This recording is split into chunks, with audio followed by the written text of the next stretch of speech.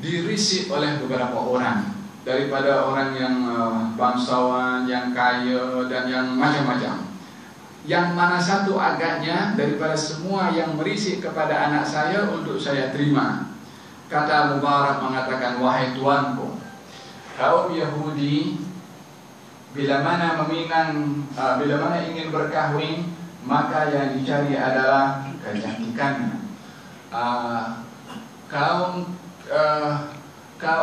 Masyarakat jahiliyah bila berkahwin, maka yang dilihat adalah dari segi kebangsawanannya. Dan golongan Kristen, kaum Kristen melihat daripada segi hartanya. Tapi umat Nabi SAW adalah bila mana berkahwin, yang dilihat adalah dari segi agamanya. Kamu pilih sendiri yang mana satu. Kalau Allah Mubarak tak suruh pilih yang mana, bagi tahu kaum Yahudi dari segi hartanya, kaum Kristen dari cantiknya, masyarakat Arab jahiliyah daripada keturunan bangsawanannya, tapi daripada ajaran Rasulullah adalah daripada segi agamanya. Fadhfar bidatid din taribat yadan. Dahulukan segi agama, maka kamu akan bertuah dan beruntung.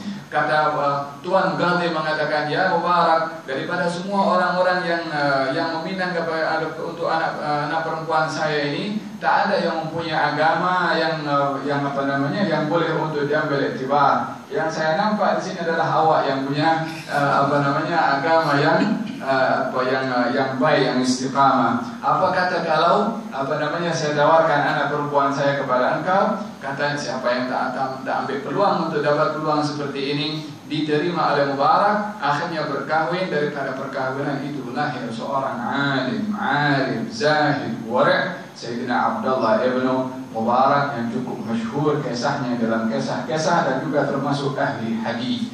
Kalau kita melihat daripada manakah lahir Abdullah ibnu Mubarak, daripada seorang ayah yang amanah, penjaga kebun yang tidak pernah makan satu anggur daripada kebun yang dijaga, karena tugasan daripada amanah tersebut. Abdullah bin Mas'ud juga ketika menjaga kambing itu sebagai amanah diamanahkan kepada beliau, tidak berani untuk minum untuk dirinya ataupun memberikan kepada orang lain. Ketika baginda Rasulullah meminta kepada Abdullah bin Mas'ud, izinkan saya untuk minum susu daripada kambing kamu. Kata Abdullah bin Mas'ud, saya adalah orang yang diamanahkan, bukan berhak untuk memberikan minuman susu daripada kambing yang saya jaga. Kata baginda Rasulullah, kalau begitu izinkan saya perah susu daripada kambing yang tak bersusu.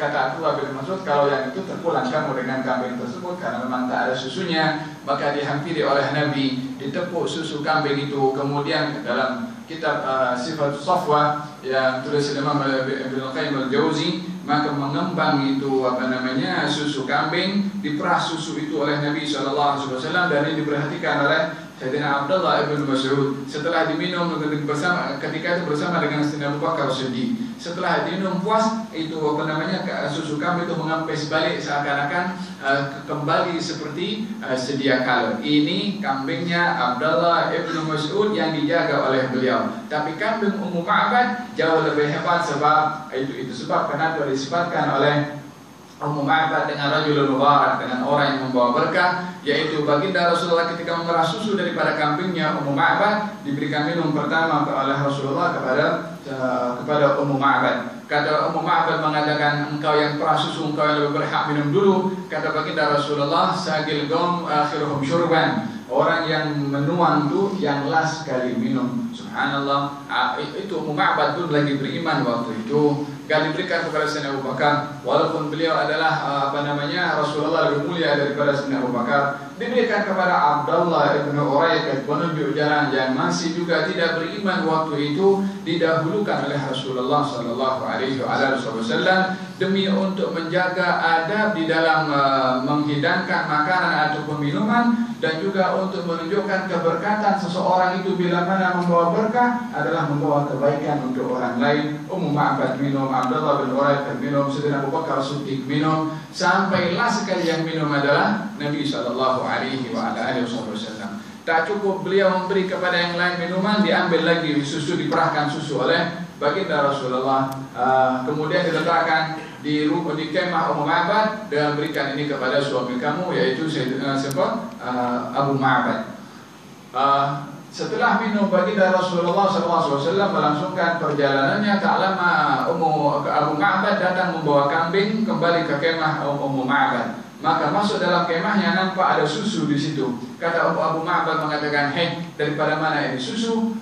Sementara kambing yang digembalakan oleh Abu Ma'bad tak bersusu. Kambing yang tak digembalakan di rumah yang kurus itu bersusu pula, dan susunya tidak mengempes macam mana kambingnya Sayyidina Abdullah ibnu Mas'ud. Kata Abu Ma'bad mengatakan, "Daripada mana susu ini kamu dapat?" Maka kata pertama yang disebutkan oleh Abu Ma'bad, "Ja'a rajulun mubarak." Datang kepada kami sebentar tadi seorang yang membawa berkah, yakni datang ziarah ke rumah ke kemahnya Ummu Ma'bad, membawa kebaikan dan keberkatan. Disifatkan oleh Ummu Ma'bad mengatakan mukanya bercahaya, kalau bercakap semuanya dengar, kalau menyuruh semuanya bersaing atau berlomba untuk memenuhi suruhannya.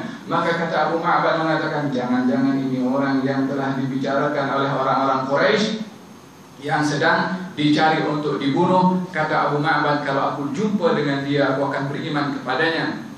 Kata Abu Ma'bad mengatakan demikian. Tahun demi tahun berlalu.